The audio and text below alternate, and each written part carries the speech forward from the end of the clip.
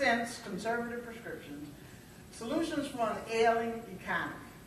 And when I hear people talking about voting this and voting that and all that, that's great. But it all starts with what are you voted on and why? What are the platforms? What are the principles? What are the things to drive voters to the polls? And the reality is, it ain't sexy. Until you got Mr. Scott Brown. He was kind of sexy. And so he brought a lot of people out to the poll, and he cut quite a figure in Cosmopolitan magazine. And for many people, no matter what he stood for, we would have voted for him. He was all right. Now, I think that one of the things that you have to remember, there are 4 things that drive voters. And Dr. Jackson is always on my case because I keep saying money. If you don't have any money, you're not going to win. And that's the bottom line. Money talks and BS walks. And you got to have the money for your candidates to get your message out. And if you're not committed to helping your candidates raise the money they need to fill the campaigns, then you're committed to seeing that candidate work him or herself to death and fail.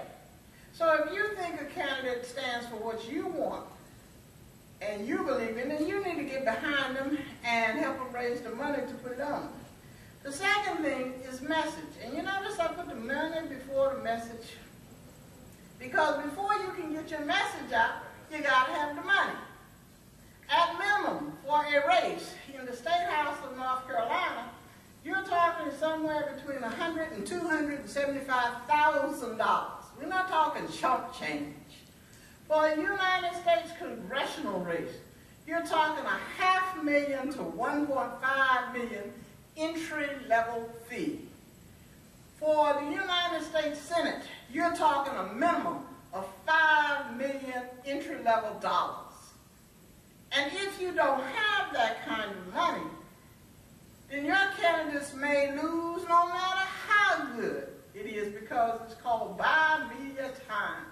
I remember when I ran for Congress the last time, the Charlotte Observer told me, asked me if I was going to put an ad in that paper. And I said, well, it's not in the budget. They said, then we're not going to cover you. And that's the reality, people. If you're not going to advertise in some of these media outlets, they're not going to cover your candidates. And that's something you can do something about. You can write letters to the editor. You can tell advertisers that you want them to say to people, let's have a fair and open forum. Because if the candidate is not seen or heard, he will not win, or she will not win. The other thing that I lean on candidates about is, you got to advertise now. I'm fascinated as I talk to people who are thinking about running, that they're thinking about running. What did he just say early voting starts? And they're thinking about running now? They better have their name in the bag and some stuff in their hands to pass out to people and tell people, because they're already behind the 8 ball. Messenger is important. Scott Brown has set a new high. That's a good-looking man. I don't care what anybody says. And eye candy and eye appeal, no matter what you think, is important. So if your candidate doesn't have the eye appeal and eye candy, he or she has to have some other things going for him. Personality, chutzpah, as we say, or whatever.